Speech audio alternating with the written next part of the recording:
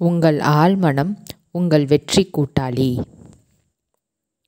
வெற்றி என்பதன் உண்மையான உள்ளார்ந்த பொருள் வாழ்க்கையில் வெற்றியாளராக திகழ்வதுதான். இக்கண்ணோட்டத்தில் பார்த்தால் நீண்ட கால அமைதியும் பேரானந்தமும் மகிழ்ச்சியும் வெற்றியை குறிப்பதாக கூறலாம். அமைதி, இணக்கம், நாணயம், பாதுகாப்பு மற்றும் மகிழ்ச்சி போன்ற வாழ்வின் உண்மையான பொருட்கள் தொட்டுணர முடியாதவை. இப்பண்புகள் குறித்து தியானிப்பது சொர்க்கத்தின் இப்புதையல்களை நம் ஆழ்மனதில் கட்டி எழுப்பும். வெற்றிக்கான 3 படிகள். வெற்றிக்கான இன்றியமையாத முதற்படி, நீங்கள் எதை செய்தால் மகிழ்வாக உணர்வீர்களோ அதை கண்டுபிடித்து அதை செய்வதுதான். நீங்கள் உங்கள் வேலையை நேசிக்காவிட்டால் இவ்வுலகில் உள்ள மற்ற அனைவரும் உங்களை மிகப்பெரிய வெற்றியாளராக கொண்டாடினாலும் கூட நீங்கள் உங்களை ஒரு வெற்றியாளராக கருதி கொள்ள முடியாது. உங்கள் வேலையை நேசிக்கும் போது அதை நிறைவேற்ற உங்களிடம் ஓர் ஆழ்ந்த விருப்பம் இருக்கும். ஒருவர் மனநல மருத்துவராவதில் பேரார்வம் கொண்டிருந்தால் ஒரு சான்றிதழை வாங்கி சுவற்றில் மாட்டி தொங்கவிட்டால் மட்டும் போதாது. அவர் தன் துறையில் உள்ள மற்றவர்களுக்கு சமமாக தன்னை நிலைநிறுத்தி கொள்ளவும் கருத்தரங்குகளில் பங்கேற்கவும் மனித மனதையும் அதன் செயல்பாடுகளையும் தொடர்ந்து படிக்கவும் விரும்புவார். அவர் மற்ற மருத்துவமனைகளுக்கு சென்று பார்ப்பார். சமீபத்தில் வெளிவந்த அறிவியல் பத்திரிகைகளை ஆழ்ந்து படிப்பார். வேறு வார்த்தைகளில் கூறுவதானால், மனிதர்களை துயரங்களில் இருந்து மீட்டு வெளிக்கொண்டு வருவதற்கான மேம்பட்ட முறைகளை பற்றி அறிந்து கொள்வதற்கு வேலை செய்வார். ஏனெனில் அவர் தன் நோயாளியின் நலனை முன்னிலைப்படுத்துகிறார். ஆனால் ஒருவேளை நீங்கள் இதை படித்து கொண்டிருக்கையில் இவ்வாறு சிந்திக்கக்கூடும்: என்னால் முதல் படியில் கால் வைக்க முடியாது, ஏனெனில் நான் என்ன விரும்புகிறேன் என்று எனக்கு தெரியாது. நான் நேசிக்கும் ஒரு துறையை என்னால் எப்படி கண்டுபிடிக்க முடியும்? இதுதான் உங்களுடைய சூழ்நிலை என்றால் வழிகாட்டப்படுவதற்காக இப்படி பிரார்த்தனை செய்யுங்கள்: என் ஆழ்மனதின் முடிவில்லா பேரறிவு என் வாழ்வில் என்னுடைய உண்மையான இடத்தை எனக்கு வெளிப்படுத்துகிறது. இப்பிரார்த்தனையை அமைதியாகவும் நேர்மறையாகவும் அன்போடும் உங்கள் ஆழ்மனதிடம் தொடர்ந்து கூறுங்கள். விசுவாசத்துடனும் உறுதியான நம்பிக்கையுடனும் நீங்கள் தொடர்ந்து இந்நிலையில் இருக்கும்போது உங்களுக்கான விடை ஓர் உணர்வாகவோ ஓர் உள்ளுணர்வாகவோ அல்லது ஒரு குறிப்பிட்ட திசையில் செல்வதற்கான துடிப்பாகவோ உங்களிடம் வரும். அது தெளிவான உள்ளார்ந்த அமைதியுடன் கூடிய விழிப்புணர்வாக வரும். வெற்றிக்கான 2வது படி, தாங்கள் தேர்ந்தெடுத்துள்ள துறையில் வல்லுநராவதற்காக அதில் கடும் முயற்சி மேற்கொள்வது. ஒரு மாணவர் வேதியியலை தொழிலாக தேர்ந்தெடுப்பதாக வைத்துக்கொள்வோம். அவர் இத்துறையில் இருக்கும் கிளைகளில் ஏதாவது ஒன்றில் தன் மனதை ஒருமுகப்படுத்தி தன் நேரத்தையும் கவனத்தையும் அதற்கு தர வேண்டும். அவரது உற்சாகம் அவரை இத்துறையில் இருக்கும் அனைத்தையும் பற்றி அறிந்து கொள்ள வைக்க வேண்டும். முடிந்தால் மற்ற அனைவரையும் விட அவர் அதிகம் தெரிந்து வைத்திருக்க வேண்டும். அவர் தன்னுடைய வேலையில் பேரார்வத்துடன் கூடிய விருப்பத்தை வளர்த்து கொள்ள வேண்டும். இதை உலகத்தின் சேவைக்கு பயன்படுத்த விரும்ப வேண்டும். இத்தகைய மனப்போக்கிற்கும் ஏதோ ஜீவனம் நடத்தினால் போதும் அல்லது வாழ்க்கையை ஓட்டினால் போதும் என்ற ஒருவருடைய மனப்போக்கிற்கும் இடையே பெருமளவில் வேறுபாடு உள்ளது. வெறுமனே வாழ்க்கையை ஓட்டுவது உண்மையான வெற்றி அல்ல. மக்களின் நோக்கங்கள் சிறந்தவையாகவும் மேன்மையானவையாகவும் பிறருக்கு பயன்படுபவையாகவும் இருக்க வேண்டும். அவை மற்றவர்களுக்கு பயன்பட வேண்டும். இது ஆசீர்வாதங்களை உங்களுக்கு கொண்டு வந்து சேர்க்கும். 3வது படி மிக முக்கியமான ஒன்று. நீங்கள் செய்ய விரும்புவது உங்களுடைய சொந்த வெற்றிக்கு மட்டும் பங்களிப்பதாக இருக்கக்கூடாது என்பதில் நீங்கள் உறுதியாக இருக்க வேண்டும். உங்களது ஆழ்ந்த விருப்பம் சுயநலமிக்கதாக இருக்கக்கூடாது. அது மனித குலத்திற்கு பயனளிக்க வேண்டும். உங்கள் யோசனை உலகத்திற்கு ஆசீர்வாதம் வழங்கும் அல்லது சேவை புரியும் நோக்கத்துடன் முன்னோக்கி செல்ல வேண்டும். பின்னர் அது பெரும் வளர்ச்சியுற்று ஆசீர்வாதங்களால் நிறைந்து உங்களிடம் திரும்பி வரும். உண்மையான வெற்றிக்கான அளவுகோல். இவ்வேளையில் நீங்கள் இவ்வாறு சிந்திக்கக்கூடும்: நான் தொலைக்காட்சி நிகழ்ச்சி ஒன்றில் பார்த்த அந்த ஆளை பற்றி என்ன சொல்கிறீர்கள்? சந்தேகத்திற்கிடமான பங்கு பரிமாற்றங்கள் மூலம் பல கோடி டாலர்கள் சம்பாதித்த அவர் நீங்கள் இதுவரையில் பார்த்திராத மிகப்பெரிய வெற்றியாளர்தான். மனித குலத்திற்கான பயன் பற்றி அவர் துளி கூட கவலைப்படுவதாக எனக்கு தோன்றவில்லை. இத்தகைய நிகழ்ச்சிகள் பரவலாக காணப்படுபவை. ஆனாலும் நீங்கள் அவற்றின் யதார்த்தத்தை புரிந்து கொள்வதில் கவனமாக இருக்க வேண்டும். சிலர் ஒரு குறிப்பிட்ட காலத்திற்கு வெற்றியை அனுபவித்து கொண்டிருப்பது போல தோன்றும். ஆனால் மோசடி மூலம் குவிக்கப்பட்ட பணம் இயற்கை முளைத்து பறந்துவிடும். நாம் எதை பற்றி சிந்திக்கிறோமோ உணர்கிறோமோ அதையே உருவாக்குகிறோம். நாம் எதை நம்புகிறோமோ அதை படைக்கிறோம். எவரேனும் மோசடி மூலம் சொத்துக்களை குவித்திருந்தால் அவரை வெற்றி பெற்றவராக கருத முடியாது. மன அமைதி இல்லாமல் வெற்றியை முழுவதுமாக அனுபவிக்க முடியாது. ஒருவர் இரவில் தூங்க முடியாவிட்டாலோ, நோய்வாய்ப்பட்டாலோ அல்லது ஒரு குற்ற உணர்வால் தவித்தாலோ அவர் குவித்து வைத்த சொத்துகளால் என்ன பிரயோஜனம்? நான் ஒரு முறை ஒரு ஏமாற்று பேர் வழியை லண்டனில் சந்தித்தேன். அப்போது அவர் தன்னுடைய மோசடிகளை பற்றி என்னிடம் கூறினார். அவர் குவித்திருந்த சொத்து லண்டனுக்கு வெளியே உள்ள தன் வீட்டிலும் பிரான்சில் உள்ள தனது கோடைக்கால வீட்டிலும் ஆடம்பரமாக வாழ அவருக்கு உதவியது. ஆடம்பரமாக வாழ உதவியதே தவிர நிம்மதியாக அல்ல. ஸ்காட்லாந்து யார்டு காவலர்களால் கைது செய்யப்படுவோம் என்ற நிரந்தரமான பயம் அவரிடம் எப்போதும் இருந்தது. அவருடைய நிரந்தரமான பயமும் குற்ற உணர்வும் அவரது உடலில் பல கோளாறுகளை ஏற்படுத்தின. தான் தவறு செய்துவிட்டோம் என்பதை அவர் அறிந்தார். இந்த ஆழ்ந்த குற்ற உணர்ச்சி எல்லாவிதமான பிரச்சனைகளையும் அவரிடம் இழுத்து வந்தது. பின்னர் அவர் தானாகவே முன்வந்து காவலர்களிடம் தன்னை ஒப்படைத்து விட்டதாகவும் சிறையில் தன் தவறுக்கான தண்டனையை அனுபவித்ததாகவும் நான் கேள்விப்பட்டேன். சிறையிலிருந்து வெளிவந்த பிறகு அவர் உளவியல் ரீதியான ஆன்மீக ரீதியான ஆலோசனையை நாடி பின்னர் முழுவதுமாக மாறிவிட்டிருந்தார். அவர் வேலைக்கு சென்று ஒரு நேர்மையான சட்டத்தை மதிக்கும் குடிமகன் ஆனார். தான் செய்ய விரும்பும் வேலையை கண்டறிந்து மகிழ்ச்சியாக இருந்தார். வெற்றி பெற்ற ஒருவர் தன் வேலையை நேசிப்பார், தன்னை முழுவதுமாக வெளிப்படுத்துவார். வெற்றி என்பது வெறும் சொத்துக்களை குவிப்பது மட்டுமல்ல, அது ஒரு உயர்ந்த சிந்தனை மூலம் வருவது. உளவியலையும் ஆன்மீகத்தையும் நன்றாக புரிந்து கொண்டுள்ள மனிதர்தான் வெற்றி பெற்ற மனிதர். இன்றுள்ள பல வியாபார தலைவர்கள் தங்கள் வெற்றிக்கு தங்கள் ஆழ்மனதின் சரியான பயன்பாட்டை சார்ந்துள்ளனர். வளர்ந்து வந்து கொண்டிருக்கும் ஒரு திட்டத்தை அது ஏற்கனவே பூர்த்தியாகிவிட்டதாக பார்க்கும் திறமையை அவர்கள் வளர்த்து கொண்டிருக்கிறார்கள். அதனால் அவர்களுடைய ஆழ் மனங்களும் அவற்றை நிஜமாக்குகின்றன. ஒரு குறிக்கோளை நீங்கள் தெளிவாக கற்பனை செய்தால் அதற்கு தேவையான அனைத்தும் நீங்கள் கற்பனை செய்திராத வழிமுறைகளில் உங்கள் ஆழ்மனதின் அற்புத சக்தியால் உங்களை வந்தடையும்.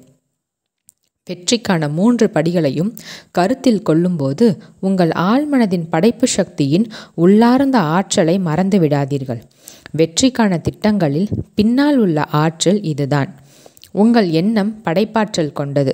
உணர்வுடன் கலந்த எண்ணம் ஒரு உணர்ச்சி மிக்க விசுவாசமாகவோ அல்லது நம்பிக்கையாகவோ மாறும்.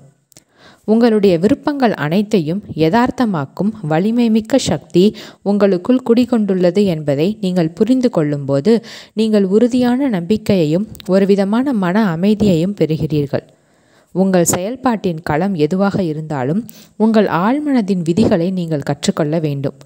உங்கள் மனதின் சக்தியை எவ்வாறு நடைமுறைப்படுத்துவது, உங்களை எப்படி முழுமையாக வெளிப்படுத்துவது, உங்களுடைய திறமைகளை மற்றவர்களுக்காக எப்படி பயன்படுத்துவது என்பதை நீங்கள் அறியும் போது நீங்கள் வெற்றிக்கான நிச்சயமான பாதையில் செல்கிறீர்கள். அவரது கனவு எவ்வாறு நனவாகியது? திரைப்படத்திற்கு செல்பவர்களுக்கும் தொலைக்காட்சி ரசிகர்களுக்கும் மிகவும் பரிச்சயமான ஒரு பிரபல நடிகரை நான் ஹாலிவுட்டில் சந்தித்தேன். தான் மிட்வெஸ்டில் ஒரு சிறு வயற்காட்டில் வளர்ந்ததாக அவர் என்னிடம் கூறினார். அவர் குடும்பம் ஏதோ தட்டு தடுமாறி வாழ்க்கையை ஓட்டி கொண்டிருந்தது. வெறும் 1-2 அலைவரிசைகளை மட்டுமே பிடித்துழுத்து ஒளிபரப்பிய ஒரு கருப்பு வெள்ளை தொலைக்காட்சி தான் அவரது ஒரே பொழுதுபோக்கு. ஆனாலும் கூட ஒரு நடிகனாக வேண்டும் என்று அவர் கனவு காண துவங்கினார். அக்கனவு அவரது மனதை முழுவதுமாக ஆக்கிரமிக்க துவங்கியது. நான் வயல்களில் வேலை செய்து கொண்டிருக்கும் போதும் மாடுகளை தானிய களஞ்சியத்திற்கு திரும்ப ஓட்டி வரும்போதும் ஒரு பெரிய திரையரங்கின் வாயிலில் உள்ள பிரதான விளம்பர அமைப்பில் என் பெயரை பெரிய எழுத்துகளில் பார்ப்பது போல் நான் கற்பனை செய்தேன். நான் ஒவ்வொரு விஷயத்தையும் என் மனதில் பார்த்தேன். ரசிகர்களின் கூட்டங்கள் என்னிடம் பேசுவதற்காக கூச்சலிடும் பேட்டி எடுப்போர் என்று பல விபரங்களையும் கற்பனையில் பார்த்தேன். நான் இதை பல வருடங்கள் தொடர்ந்து செய்தேன். இறுதியாக நான் வீட்டை விட்டு கிளம்பினேன். நான் லாஸ் ஏஞ்சல்ஸில் வந்து திரைப்படங்களிலும் தொலைக்காட்சி நிகழ்ச்சிகளிலும் துணை நடிகனாக வேலைக்கு சேர்ந்தேன். வெகு சீக்கிரத்தில் எனக்கு என் முதல் கதாபாத்திரம் கிடைத்தது. படத்தின் முதல் காட்சியை காண நான் திரையரங்கிற்கு என் காரில் சென்றேன். அங்கு சென்றதும் கிட்டத்தட்ட நான் மயங்கி விழுந்தேன். நான் என் சிறு வயதில் கனவில் பார்த்தது போல் விளக்கு வெளிச்சத்தில் என் பெயர், ரசிகர் கூட்டங்கள், பத்திரிகை நிருபர்கள் என்று எல்லாவற்றையும் அங்கு கண்டேன். மேலும் அவர் நீடித்த நிலையான கற்பனையின் சக்தி எவ்வாறு வெற்றியை கொண்டு வரும் என்பதை மற்ற எல்லோரையும் விட நான் நன்றாக புரிந்து கொண்டுள்ளேன் என்று கூறினார். அவளது கனவு மருந்தகம் யதார்த்தமானது. சில வருடங்களுக்கு முன் மேரி என்னும் ஓர் இளம் மருந்து ஆளுநர் எனக்கு பரிச்சயமானாள். ஒரு பெரிய மருந்து கடையில் மருந்து குறிப்பு துறையில் வேலை செய்து வந்தாள். ஒரு நாள் அவள் எனக்கு மருந்துகளை எடுத்து கொண்டிருக்கையில் நாங்கள் பேச துவங்கினோம். அவளுக்கு அவளது வேலை எவ்வளவு தூரம் பிடித்திருக்கிறது என்று நான் அவளிடம் கேட்டேன். ஓ, அது நன்றாக இருக்கிறது. என் சம்பளத்திற்கும் கமிஷனுக்கும் இடையே கவலை இல்லாமல் போய்கொண்டிருக்கிறது. நிறுவனத்தில் ஒரு நல்ல லாப பங்கீட்டு திட்டமும் உள்ளது. எனக்கு அதிர்ஷ்டம் இருந்தால் நான் வாழ்க்கையை அனுபவிப்பதற்கு போதிய இளமையுடன் இருக்கும்போதே வேலையிலிருந்து ஓய்வு பெற முடியும் என்று அவள் கூறினாள்.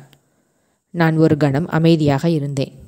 பிறகு, நீ சிறுமியாக இருந்தபோது மருந்து ஆளுநராக வேண்டும் என்று முடிவெடுத்த போது இப்படித்தான் இருக்க வேண்டும் என்று எண்ணினாயா என்று கேட்டேன். அவள் முகம் பிரச்சனையை வெளிப்படுத்தியது. இல்லை, அப்படி இல்லை. நான் எப்போதும் என்னை என் சொந்த மருந்து கடையில் பார்த்தேன்.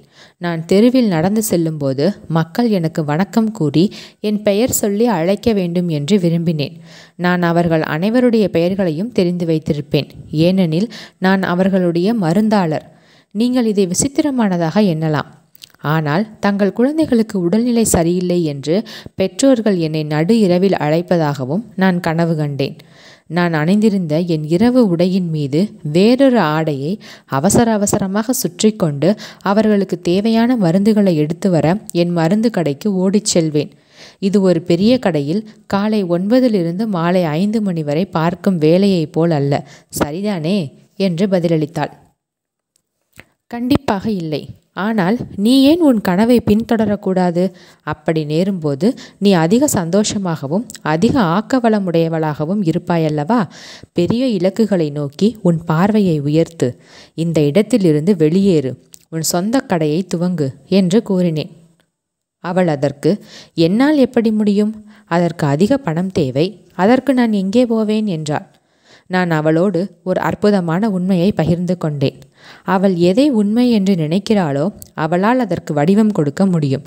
அவளுடைய ஆழ்மனதின் சக்திகளை பற்றி நான் அவளிடம் கூறினேன்.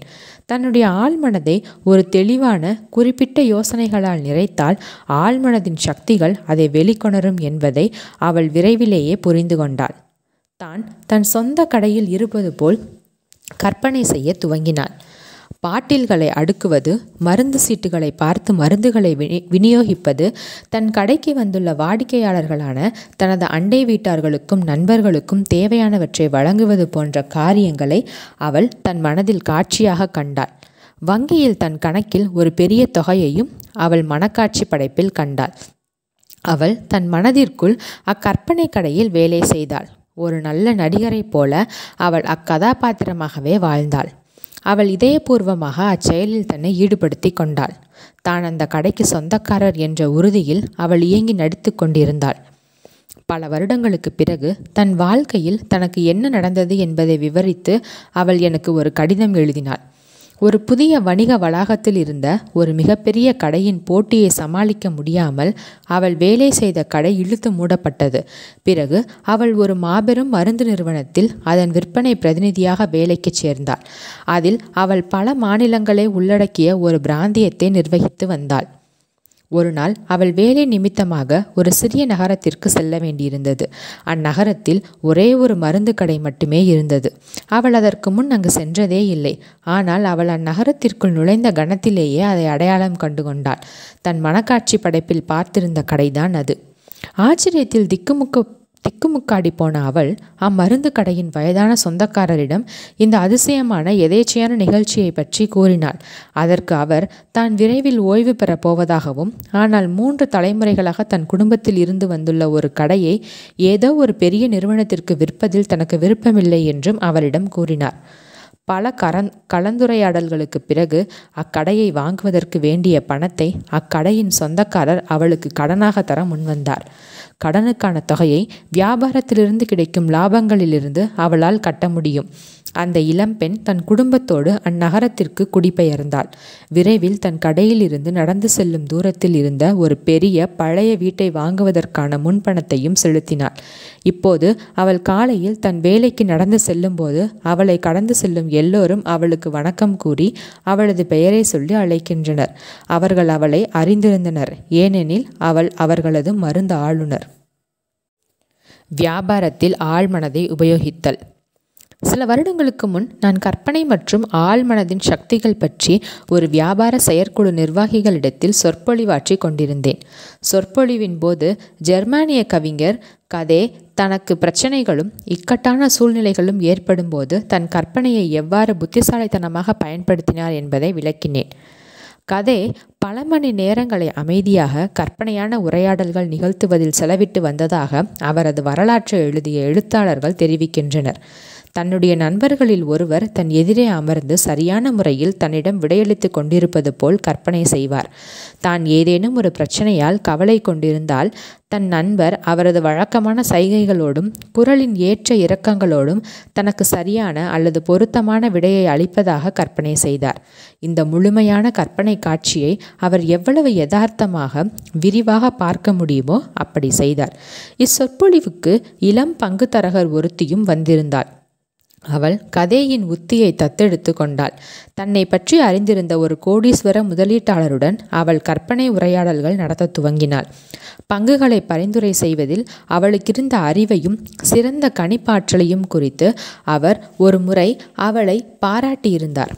அவள் இதை தன் மனதில் அசைக்க முடியாத நம்பிக்கையாக உறுதி செய்யும் வரை தொடர்ந்து இக்கற்பனை உரையாடலை நாடகமாக அரங்கேற்றி கொண்டிருந்தாள். இப்பங்கு தரகரின் உள்மன உரையாடல் மற்றும் கட்டுப்படுத்தப்பட்ட கற்பனை ஆகியவை நிச்சயமாக தன்னுடைய வாடிக்கையாளர்களுக்கு சிறந்த முதலீடுகளை செய்து தர வேண்டும் என்ற அவளுடைய லட்சியத்துடன் ஒத்திருந்தன. அவளது வாழ்வின் முக்கிய நோக்கம் தன் வாடிக்கையாளர்களுக்கு பணத்தை உருவாக்கி தந்து தன்னுடைய அறிவார்ந்த ஆலோசனையால் அவர்கள் பொருளாதார ரீதியாக செழிப்பாவதை கண்ணார காண்பது. அவள் இன்றும் வியாபாரத்தில் தன் ஆழ்மனதை உபயோகிக்கின்றாள். அவள் தன்னுடைய துறையில் மிகச்சிறந்த வெற்றியுடன் திகழ்கிறாள். சமீபத்தில் அவளை ஒரு பெரிய பொருளாதார பத்திரிகை பேட்டி கண்டது. 16 வயது பையன் தோல்வியை வெற்றியாக்குகிறான். 16 வயது இளைஞனான டாட் என்னிடம், நான் அனைத்திலும் தோல்வியை சந்திக்கிறேன், ஏன் என்று எனக்கு தெரியவில்லை. ஒருவேளை நான் ஒரு முட்டாளாக இருக்கலாம். நான் தேர்வில் தோற்று பள்ளியிலிருந்து அவர்கள் என்னை வெளியே தூக்கி எறிவதற்கு முன்பு நானே பள்ளியை விட்டு நின்று விடுவது நல்லது என்று நினைக்கிறேன் என்று கூறினான். நாங்கள் மேற்கொண்டு பேசிய போது அவனிடம் உள்ள ஒரே தவறான விஷயம் அவனது மனப்போக்குதான் என்பதை நான் கண்டறிந்தேன்.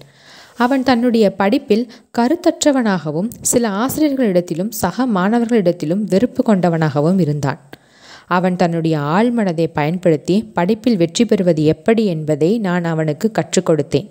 அதன்படி அவன் நாள்தோறும் பல முறை, குறிப்பாக இரவு தூங்குவதற்கு சற்று முன்னும் காலையில் கண்விழித்தவுடனும் ஒரு சுய பிரகடனத்தை கூற துவங்கினான்.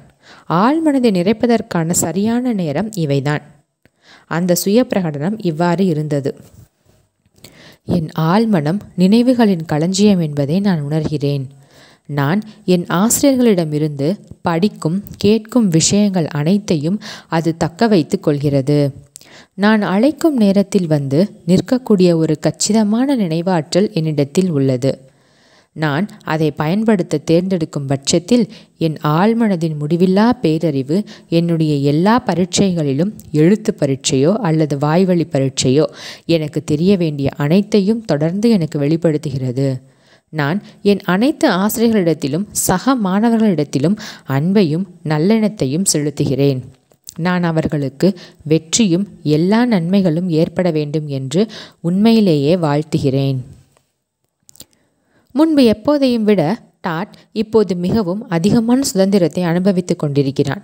அவன் இப்போது எல்லா பாடங்களிலும் 90% அதிகமான மதிப்பெண்களை பெற்றுக்கொண்டிருக்கிறான். தான் படிப்பில் பெற்று வரும் வெற்றிகளுக்காக தன் ஆசிரியர்களும் பெற்றோரும் தன்னை பாராட்டுவதாக தொடர்ந்து கற்பனை செய்து வருகிறான். வாங்குவதிலும் விற்பதிலும் வெற்றி பெறுவது எப்படி? வாங்குவது விற்பது என்பதை பொறுத்தவரை உங்கள் ஆழ்மனம் ஒரு இயந்திரம். உங்கள் வெளிமனம் அதை துவக்கி வைக்கும் பொத்தான். நீங்கள் பொத்தானை அழுத்தினால்தான் இயந்திரம் தன் வேலையை செய்யும். உங்கள் வெளிமனம்தான் உங்கள் ஆழ்மனதின் சக்தியை முடுக்கிவிடுகிறது. தெளிவுபடுத்தப்பட்ட உங்கள் விருப்பம், யோசனை அல்லது பிம்பத்தை ஆழ்மனதிற்கு தெரிவிப்பதற்கான முதல் படி ஆசுவாசப்படுத்தி கொண்டு கவனத்தை நிலைப்படுத்தி அமைதியாக இருப்பது. இந்த அமைதியான, நிதானமான, சமாதானமான மனப்போக்கு பொருத்தமற்ற பொருட்களும் பொய்யான யோசனைகளும் உங்கள் மனம் ஏற்றுக்கொண்டுள்ள உங்கள் சிறந்த சிந்தனையுடன் குறுக்கிடாமல் தடுக்கும். மேலும் இந்த அமைதியான, செயலற்ற, ஏற்றுக்கொள்ளும் நிலையில் ஆழ்மனம் இருக்கும்போது அதில் பதிய வைக்க குறைந்த முயற்சிதான் தேவைப்படும். இரண்டாவது படி உங்கள் விருப்பத்தின் முடிவு குறித்து கற்பனை செய்வது. எடுத்துக்காட்டாக, நீங்கள் ஒரு வீட்டை வாங்க விரும்பலாம். அதை அடைய நீங்கள் இவ்வாறு சுய பிரகடனம் செய்யலாம். என் ஆழ்மனதின் முடிவில்லா பேரறிவு அனைத்து ஞானத்தையும் உள்ளடக்கியது. அது என் தேவைகள் அனைத்தையும் பூர்த்தி செய்யும். எனக்கு கட்டுப்படியாகும் பொருத்தமான வீட்டை எனக்கு வெளிப்படுத்தும். நான் இப்போது இந்த விண்ணப்பத்தை என் ஆழ்மனதிடம் ஒப்படைக்கிறேன். அது என் விண்ணப்பத்தின் இயல்பிற்கு ஏற்றாற்போல் செயல் விடை அளிக்கும் என்பதை நான் அறிவேன்.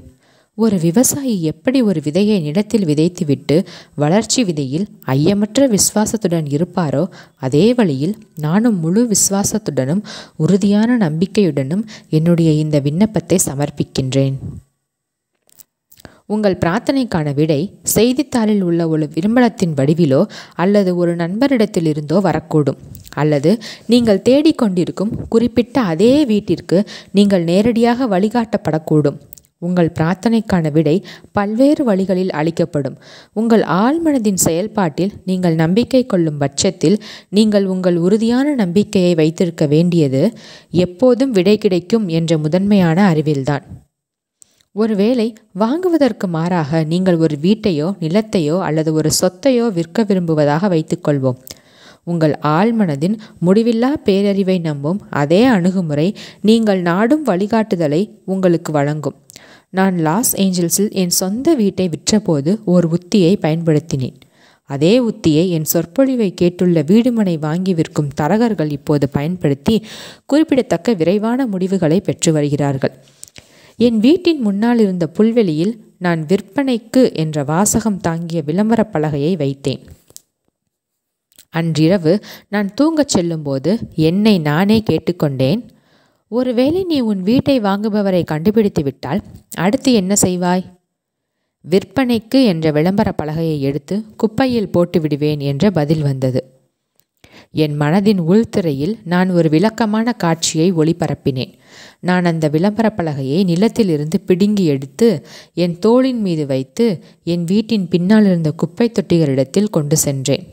நான் அதை குப்பையில் எரிகையில் உன்னுடைய உதவிக்கு நன்றி, ஆனால் இனி நீ எனக்கு தேவையில்லை என்று கூறினேன். அது முடிந்துவிட்டது என்ற ஆழ்ந்த மன திருப்தியை உணர்ந்தவனாக நான் உறங்கச் சென்றேன். அடுத்த நாள் ஒருவர் வீட்டிற்கான முன்பணத் தொகையை என்னிடம் கொடுத்துவிட்டு, நீங்கள் அந்த விளம்பரத்தை எடுத்து எறிந்துவிடலாம், இனி அது உங்களுக்கு தேவைப்படாது என்று கூறினார். நான் அவருடைய அறிவுரையை பின்பற்றினேன். அப்பலகையை பிடுங்கி எடுத்து குப்பையில் எறிந்தேன். வெளிப்புற செயல் உட்புற செயலுக்கு ஏற்றவாறு அமைந்தது. அகம் எவ்வாறோ புறம் அவ்வாறே. வேறு வார்த்தைகளில் கூறுவதானால், உங்கள் ஆழ்மனதில் பதியப்பட்டிருக்கும் பிம்பத்திற்கு ஏற்ப அது உங்கள் வாழ்வின் வெளிப்புற திரையில் ஒளிபரப்பப்படுகிறது. வீடு, நிலம் போன்ற சொத்துக்களை விற்பதற்கான மற்றுமோர் ஆற்றல் வாய்ந்த முறை இங்கு கொடுக்கப்பட்டுள்ளது. மெதுவாக, அமைதியாக, உணர்வு பூர்வமாக கீழ்கண்ட சுய பிரகடனத்தை கூறுங்கள். இவ்வீட்டை வாங்குபவரை பிரபஞ்ச பேரறிவு என்னிடம் கவர்ந்துளிக்கிறது. அவர் என் வீட்டை விரும்புகிறார், அதில் செழிப்படைகிறார். தவறேதும் இழைக்காத என் ஆழ்மனதின் படைப்பு சக்தி அவரை என்னிடம் அனுப்புகிறது. அவர் வேறு பல வீடுகளை பார்க்கக்கூடும், ஆனால் அவர் விரும்புவது என் வீட்டைத்தான். அதைத்தான் அவர் வாங்குவார். ஏனெனில் அவருக்குள் இருக்கும் முடிவில்லா பேரறிவு அவரை வழிநடத்தும். அவர்தான் என் வீட்டை வாங்க சரியானவர். இது சரியான நேரம்தான், இது சரியான விலைதான் என்பதை நான் அறிவேன். அதை பற்றிய அனைத்தும் சரிதான். என் ஆழ்மனதின் ஆழ்ந்த ஓட்டங்கள் தெய்வீக ஒழுங்கின்படி எங்கள் இருவரையும் ஒன்றிணைப்பதற்கான செயலில் இறங்கியுள்ளன. அது அவ்வாறே நடக்கிறது என்பது எனக்கு தெரியும். நீங்கள் தேடுவது உங்களையும் தேடுகிறது என்பதை எப்போதும் நினைவில் கொள்ளுங்கள். நீங்கள் எப்போதெல்லாம் ஒரு வீட்டையோ அல்லது ஏதேனும் ஒரு வகையான சொத்தையோ விற்க விரும்புகிறீர்களோ, நீங்கள் கொடுப்பதை வாங்க விரும்பும் யாரோ ஒருவர் எப்போதும் இருக்கிறார். உங்கள் ஆழ்மனதின் சக்திகளை சரியாக பயன்படுத்துவதன் மூலம் வாங்குவதிலும் விற்பதிலும் உள்ள எல்லாவிதமான போட்டிகளிலிருந்தும் கவலைகளிலிருந்தும் உங்கள் மனதை நீங்கள் விடுவிக்கிறீர்கள். தான் விரும்பியதை பெறுவதில் அவள் வெற்றி பெற்றது எவ்வாறு? என் சொற்பொழிவுகளிலும் வகுப்புகளிலும் மார்கரெட் என்ற இளம்பெண் தொடர்ந்து பங்கேற்று வந்தாள். அவள் தன் வீட்டிலிருந்து சொற்பொழிவு நடைபெற்ற அரங்கத்திற்கு வர 3 முறை பேருந்துகளை மாற்ற வேண்டியிருந்தது. ஒரு சொற்பொழிவில் கலந்து கொள்வதற்கு வரும்போது 1.5 மணி நேரமும், திரும்பி செல்லும்போது 1.5 மணி நேரமும் அவள் பயணம் செய்ய வேண்டியிருந்தது. என்னுடைய சொற்பொழிவுகளில் ஒன்றில் தன் வேலையில் கார் தேவைப்பட்ட ஓர் இளைஞன் எவ்வாறு அதை பெற்றான் என்று நான் கூறியதை அவள் கேட்டாள். நான் என் சொற்பொழிவில் கோடிட்டு காட்டியிருந்த உத்தியை அவள் வீட்டிற்கு சென்று சோதித்து பார்த்தாள். பின்னாளில் அவள் என்னுடைய வழிமுறைகளை எவ்வாறு நடைமுறைப்படுத்தினாள் என்றும் அதைத் தொடர்ந்து என்ன நடந்தது என்பதையும் எனக்கு ஒரு கடிதத்தில் எழுதியிருந்தாள். அவள் அனுமதியுடன் நான் இதை இங்கு பிரசுரிக்கிறேன். அன்புள்ள டாக்டர் மர்ஃபி, என் தனிப்பட்ட வளர்ச்சிக்கு ஒரு கார் அவசியம் என்பதை நான் அறிந்தேன். தொடர்ந்து உங்கள் சொற்பொழிவுகளில் பங்கேற்க எனக்கு அதை விட்டால் வேறு வழி இருக்கவில்லை. ஒரு காரை வாங்க முயற்சி செய்வது என்று ஆன பிறகு நான் எப்போதும் கனவு கண்டு கொண்டிருந்த கெட்டிலாக் என்ற காரை வாங்க முயற்சி செய்வது என்று முடிவெடுத்தேன். நான் உண்மையிலேயே ஒரு காரை வாங்குவதற்கும் அதை ஓட்டுவதற்கும் என்னென்ன நடவடிக்கைகள் எடுப்பேனோ அத்தனையையும் கற்பனையில் நான் செயல்முறைப்படுத்தினேன். நான் ஒரு கார் விற்பனையகத்திற்குள் சென்று எனக்கு விருப்பமான காரில் சோதனை ஓட்டம் செய்வது போல் கற்பனை செய்தேன். நான் அந்த கெட்டிலாக் கார் எனக்கு சொந்தமானது என்று மீண்டும் மீண்டும் கூறினேன். அக்காருக்குள் நுழைவதையும் அதை ஓட்டுவதையும் அதன் இருக்கைகள், திரைச்சீலைகள் போன்றவற்றை தொட்டு உணர்வதையும் ஏனைய பிறவற்றையும் உள்ளடக்கிய மனப்படத்தை தொடர்ச்சியாக நான் அப்படியே 2 வாரங்களுக்கு என் மனதில் திரும்ப திரும்ப ஓடவிட்டேன்.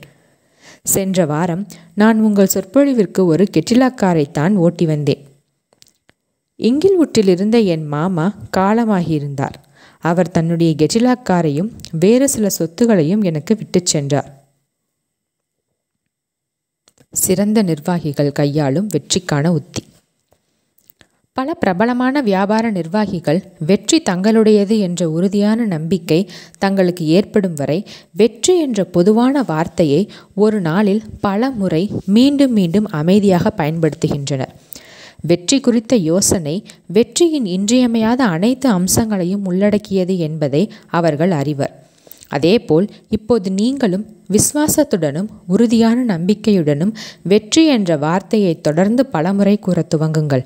நாளடைவில் உங்கள் ஆழ்மனம் அதை ஏற்றுக்கொள்ளும். நீங்கள் உங்களுடைய உணர்வுபூர்வமான நம்பிக்கைகளையும் பதிவுகளையும் உறுதியான நம்பிக்கைகளையும் வெளிப்படுத்த கட்டாயப்படுத்தப்படுகிறீர்கள். வெற்றி என்பது உங்களுக்கு எதை குறிக்கிறது? சந்தேகத்திற்கிடமின்றி நீங்கள் உங்கள் வாழ்க்கையிலும் மற்றவர்களுடனான உறவுகளிலும் வெற்றிகரமாக திகழ வேண்டும் என்று விரும்புவீர்கள். நீங்கள் தேர்ந்தெடுத்துள்ள வேலையிலோ அல்லது தொழிலிலோ தனித்தோங்கி நிற்க வேண்டும் என்று விரும்புவீர்கள். ஓர் அழகிய வீட்டையும் வசதியாகவும் மகிழ்ச்சியாகவும் வாழ தேவையான எல்லா பணத்தையும் சொந்தமாக்கி கொள்ள விரும்புவீர்கள். உங்கள் பிரார்த்தனை வாழ்விலும் உங்கள் ஆழ்மனதின் சக்திகளுடனான உங்கள் தொடர்பிலும் வெற்றியுடன் இருக்க வேண்டும் என்று விரும்புவீர்கள். நீங்கள் ஒரு வியாபார நிர்வாகியும் கூட. ஏனெனில் நீங்கள் வாழ்க்கை என்னும் வியாபாரத்தில் ஈடுபட்டுள்ளீர்கள்.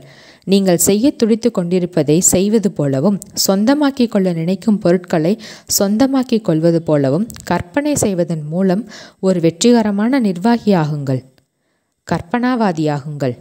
வெற்றி நிலையின் யதார்த்தத்தை மனதளவில் பங்கு கொள்ளுங்கள். அதை ஒரு பழக்கமாக்கி கொள்ளுங்கள். ஒவ்வொரு இரவும் வெற்றி உணர்வோடும் பரிபூரண திருப்தியோடும் உறங்கச் செல்லுங்கள். இறுதியில் உங்கள் ஆழ்மனதில் வெற்றி குறித்த எண்ணத்தை பதிய வைப்பதில் வெற்றி காண்பீர்கள். நீங்கள் வெற்றி பெற பிறந்துள்ளீர்கள் என்று நம்புங்கள். நீங்கள் பிரார்த்தனை செய்ய செய்ய அற்புதங்கள் நிகழும்.